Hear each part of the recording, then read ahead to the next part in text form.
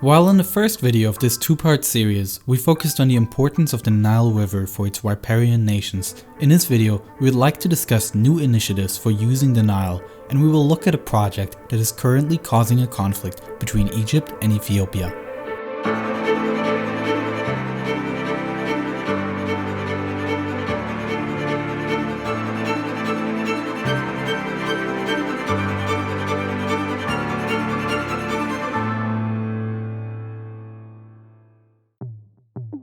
As already mentioned in the first video, a large part of the population of Egypt lives in the Nile Delta.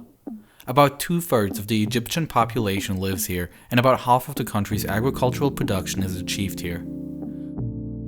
Due to climate change and rising sea levels, much of this area could be flooded. A sea level rise of just 1 meter would result in a flooding of more than a quarter of the area of the Nile Delta. In order to counteract the high concentration of the country's population, as well as to create more usable agricultural land, Egypt plans to redirect part of the Nile. In 1978, the government started building the Sadat Canal. It allows high water levels to drain into a plateau northwest of Lake Nasser. Between 1998 and 2001, this led to the creation of the Toshka Lakes. The filling represents only a partial success.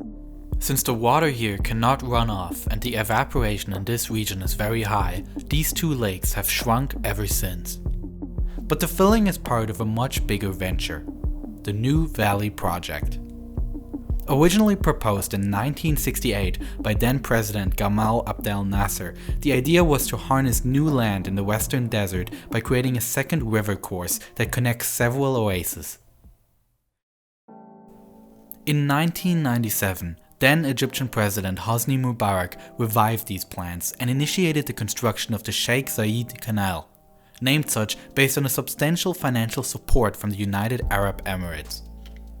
A huge pumping station was built at Lake Nasser, which pumps Nile water into this canal. Because of the enormous cost and slow progress, some people refer to this project as Mubarak's Pyramid. New agricultural areas were created. However, this type of cultivation requires expensive irrigation systems, and the yield per area is significantly lower than in the Nile Valley. As of today, only the first construction phase was completed, so the canal doesn't reach the first oasis. However, the current Egyptian president Al-Sisi announced that he would resume the project. Meanwhile, there are a number of dams on the Nile, such as the Center Dam in Sudan, which was completed in 1925. It is used for the irrigation of the Gezira Plain between Blue and White Nile. This is one of the largest irrigation projects in the world. In 1966, the Wasseras Dam was opened, which is now also being used for irrigation in this area. And in 2009, the Meroe Dam in North Sudan was finished, which is mainly used for energy production. In Ethiopia, especially since the 90s, more and more dams are being built to generate electricity. However, the Egyptian government heavily criticizes some of these projects. For example, the Belt's hydroelectric power plant, completed in 2010, which was seen as a provocation. Egypt's concern is to get into a dependency, and the government fears getting their water tap turned off by Ethiopia.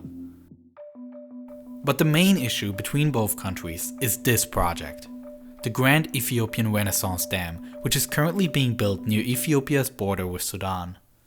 With 6,000 megawatts, the connected hydropower plant will be the largest in Africa. With this, the country's power generation capacity would more than double. Not only the electricity supply of Ethiopia would be secured, but the country could even export energy. The resulting reservoir will be one of the largest on the continent. Once this dam is finished, it first has to be filled, which will probably take between 3 to 15 years. Filling can be done either quickly, in which case there would be significantly less water in Sudan and Egypt for this period, or slower, which is not in the interest of Ethiopia. In addition, like any dam reservoir here, the resulting lake will lead to large amounts of water evaporating. Therefore, Egypt fears that the dam will reduce the amount of water and is strictly against the project.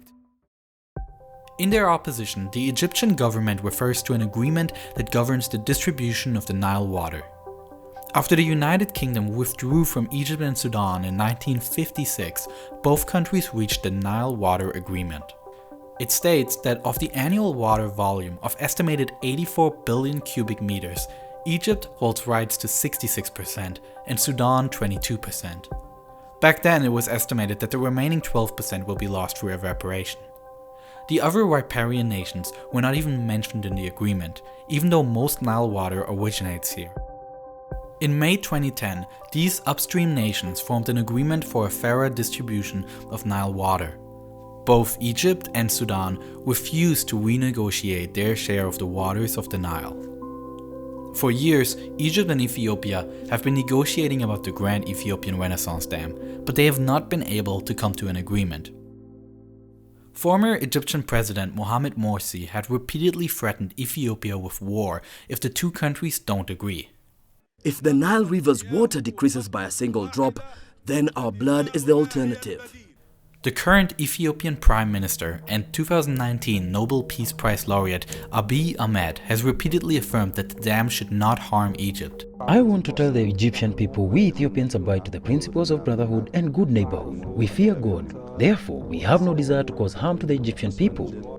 And Egyptian President al-Sisi is also in favor of cooperation between the countries. However, they still were not able to come to an agreement.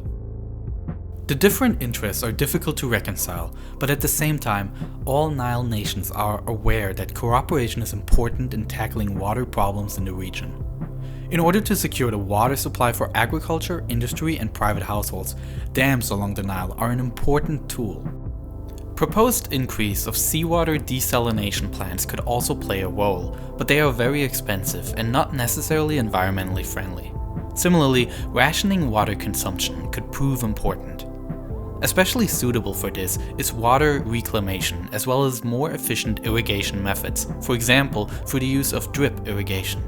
Historically, the Nile has always played a crucial role in this region, and it illustrates the dependence of human societies on regenerative natural cycles. The usage of the Nile in the context of population growth and climate change are issues that will most likely be central in the coming decades.